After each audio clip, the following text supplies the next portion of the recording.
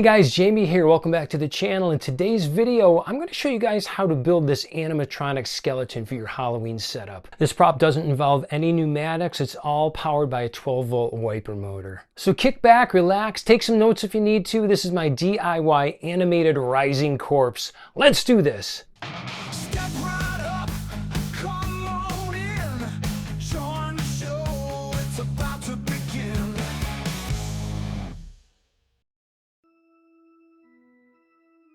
For this build, I'll be starting with a 24 by 15 inch piece of 1/2 inch plywood as the base. I'm building the lower mech out of 3/4 inch PVC, and to mount it to the plywood base, I'm using these awesome 3/4 inch table leg screw caps that Joe Canepa recommended on Facebook. I'll have them linked in the description. For my build, I'll be mounting these 6 inches apart on center. These are all the 3/4 inch PVC pieces required for this assembly. Pause the video if you need to review the measurements or verify each part. Start by inserting all 4 of the 8.5 inch PVC sections into the screw cap fittings. Once these are seated, attach a 90-degree elbow to the top of each vertical piece. After that, install the T-connectors using the 1.5 inch spacer pieces on each side to complete the assembly. Do not screw these pieces together just yet.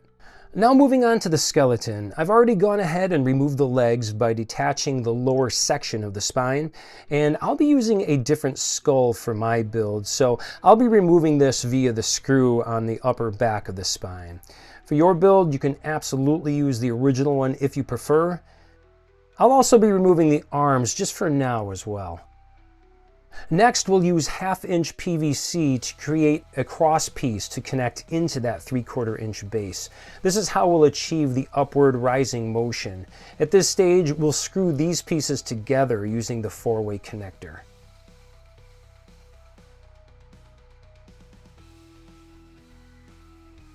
To secure this to the rib cage, I'm attaching the PVC directly behind the sternum using 3 screws. Now I'm planning to use that neck piece for this build, so I'm going to remove it and resize it to fit over a 1/2 inch PVC section. You'll see that part here in just a moment. And that'll get tossed in the boneyard to haunt future projects. For this prop, we'll be using one of my at-home store skulls. Super lightweight. If you follow my channel, you already know I do use these a lot. I love these. And I've already gone ahead and attached one of my 3D printed 1/2 inch PVC mounts underneath. To create the head movement, I'm inserting a 1/2 inch PVC section into the existing neck pocket and covering it with the original skull's neck piece. For my build, I'll be using a 5.25 inch piece. The skull will be mounted on the top and secured with a set screw. And here's a shot of that neck piece screwed into the PVC with the skull securely mounted on top.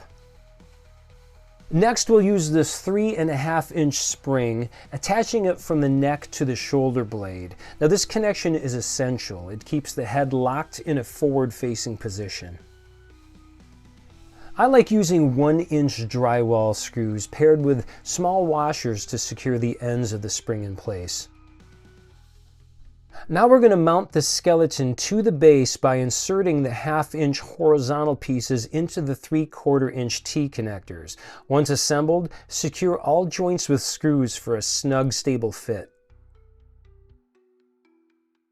At this stage, your build should look similar to this. You can see how it achieves a smooth, controlled up and down motion.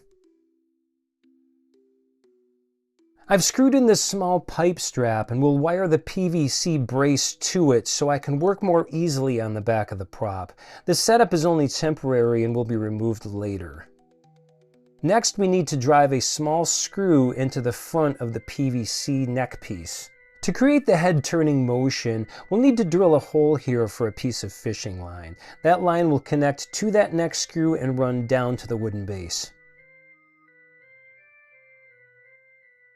And here's a close-up of the fishing line tied to the screw. It wraps around the back of the PVC, passes through the hole we just drilled, then runs down through the rib cage and through a small screw eye before being tied off at this screw.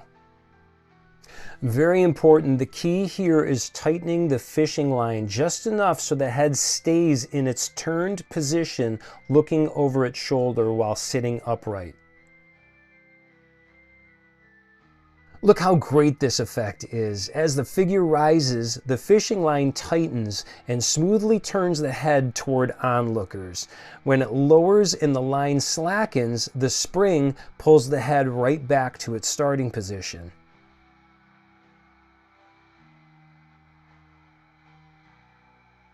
Next up is mounting the motor. Now you'll need to add a longer arm to achieve the full movement. You can make your own out of aluminum stock or purchase the one I linked below. This is a Fright props motor which includes a built-in parking feature.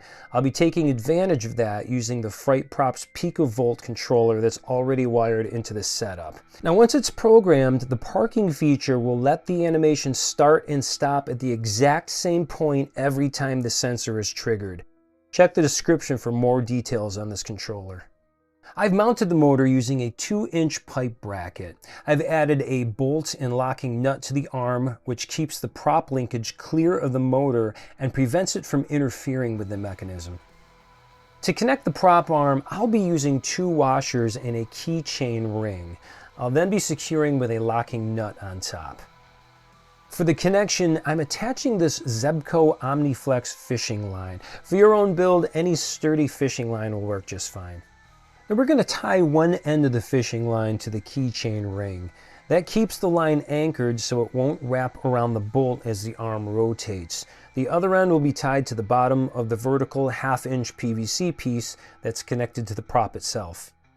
Now very important, be sure to tie and tighten the string when the wiper motor arm is positioned farthest from the prop and the prop is upright. This setup ensures the skeleton will lay back down as the arm rotates in the opposite direction, creating slack in the line at the right moment. And once everything's connected, the effect should look like this. The corpse rises smoothly, turns toward its victims, then settles back into the coffin, ready for the next trigger. This is my first time using one of these controllers, so I will be making tweaks to get the proper movement down. I'll also be applying my spiderweb corpsing to this prop, which you should see here in just a bit. Now originally for this video, I wanted to do this in 2 sections. It was going to be one video, but the first section was going to be me building the animatronic, and then the second section, I was actually going to build a coffin to house the corpse in. I thought it would be cool to show that to you guys. But every hardware store I hit in my area didn't have all the materials that I needed to do that. So maybe we'll do that in an upcoming video. Also, I do want to mention, if you want the corpse to rise and fall in the opposite direction with the head turning the opposite way, all you would have to do is put the spring on the other side with the string on the other side. This isn't a difficult build. It's a little tricky to get the correct tension on the string and to get that movement the way you want it. But once you get it down, it looks like there's a lot going on when there really isn't. It's just a spring and a piece of fishing line. Originally, when I made this, I was going to put the spring further down inside the rib cage. With the string, that whole mech would be hidden inside the rib cage. When I started testing this prop to see if it would work, I just started up here higher on the neck. Once I got it to work really well, I didn't want to mess around with it at that point, so I left it as is. After I corpsed it, you can't even see that spring anyway, and at nighttime, you wouldn't be able to see it even if it wasn't corpsed. Now guys, you don't have to use a PicoVolt controller like I'm using. You could do this just with a 12-volt wiper motor. You are going to need some type of a speed controller though, because it would be too quick moving up and down. You want that nice slow, eerie movement to go back and forth.